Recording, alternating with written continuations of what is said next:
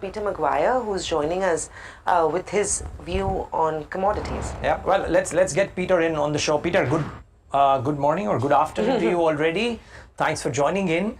A bit of a yo-yo there for crude. 4% fall overnight and then a bit of a recovery, but it still hangs in balance there. What's the sense? It just seems, Peter, that despite geopolitical stress, upsides in crude are being sold into because of demand woes. Absolutely. Good morning, Niraj. I mean, it's very exciting. If you're putting it on a volatility chart over the last 30 days, if 1 is the lowest in volatility and 10 is the highest, WTI is sitting at 9. It's been extraordinary over a 3-week window, 67 up to 77 and back to 70. We've had $17 worth of moves, as Samina mentioned, in 3 weeks, which is just extraordinary. Great for traders, hedge funds, and of course, anyone that's playing the market or trading the market. So I feel as though there's probably further downdraft. That geopolitical tension and the war premium has been stripped out, but you can't, I suppose, discount the fact that Israel could, in turn, act in some capacity against Iranian fields. No one knows what their strategy is, so that's always an unknown at the moment, Niraj. Okay.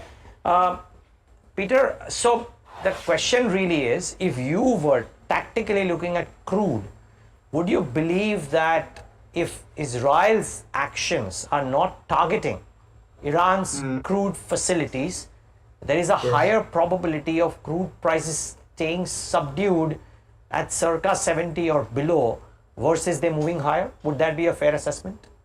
Well, yes, it would be. I mean, you've also got to take in consideration over the last couple of weeks that US dollar to the move to the upside has been very, very strong. The index sitting at 103.2, 103.3. So, yes, I think there's further downdraft. And if there's no war premium or geopolitical concerns, Niraj, then yes, 67 could be where you could see a little bit of a resistance. But at the moment, or support, you should say. And we've just got to see whether that, the numbers, as you say on the screen there, IEA revising forecast moving forward. So, it's could be a very interesting Q4 to trade the energy complex. You've just got to see where we see support and what the other points of view come into play.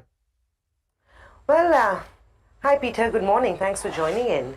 OPEC has indicated, or rather revised their demand outlook downward. Do you anticipate that in the next couple of weeks we could expect OPEC Plus to play a role in stabilizing the disrupting sort of supply chain and of course slowing demand, because $67 a barrel doesn't keep any of the suppliers happy?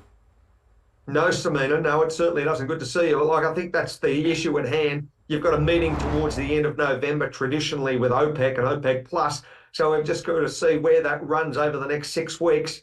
Their focus naturally is on higher prices. That can't be disputed. There's plenty of oil out there, but you've got waning demand, as we have noticed, a revision down as far as global demand, and of course, what's happening, in the short term with China. Also, the opaqueness of their policy and what they're prepared to do from the property sector. So all of these factors need to be considered. And at the moment, it's a fantastic market to trade from a volatility standpoint.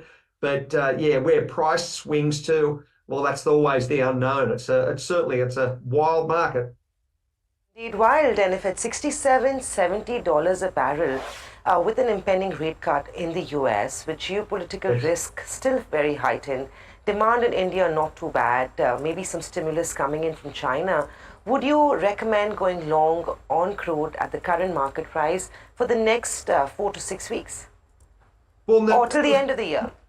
Well, yeah, I've got to say yes, but if I look at over the last 3 weeks, Samina, you've seen a $17 move, both from 67 to 77 back to 70. I wouldn't be surprised it goes back to 80 if you've got some, uneasiness geopolitically. And I feel as though possibly 67, 65. So I think it's going to be bullish in the short term because of these unknown factors that can play into the market at any time. You've also got the election coming up in the States and the US dollar strengthening. So if that comes under a bit of pressure and sell off as far as US dollar with a hefty rate cut, then that could change the dynamics of the WTI and Brent as well. Peter, very lastly, you also track commodities beyond crude. What is the outlook? Early this week, commodities on the LME were trading much higher. Tuesday, they took a bit of a break. This morning, I'm not sure what the reading looks like. But if you had to have two calls, bullish and bearish, what commodity would you pick for each universe? Well, I like copper, and Samina, it's running at around about 95.30. It's well off its $10,000 that we saw recently. It's sold off on the LME 1.35% in the last session. So I feel as though that's probably been downdrafted alongside crude. So I think it's going to be volatile. Keep an eye on copper. That's one thing that I really like from a base metal, but my focus probably more so is on the yellow metal, and I think silver and gold are going to be extremely hot over this quarter.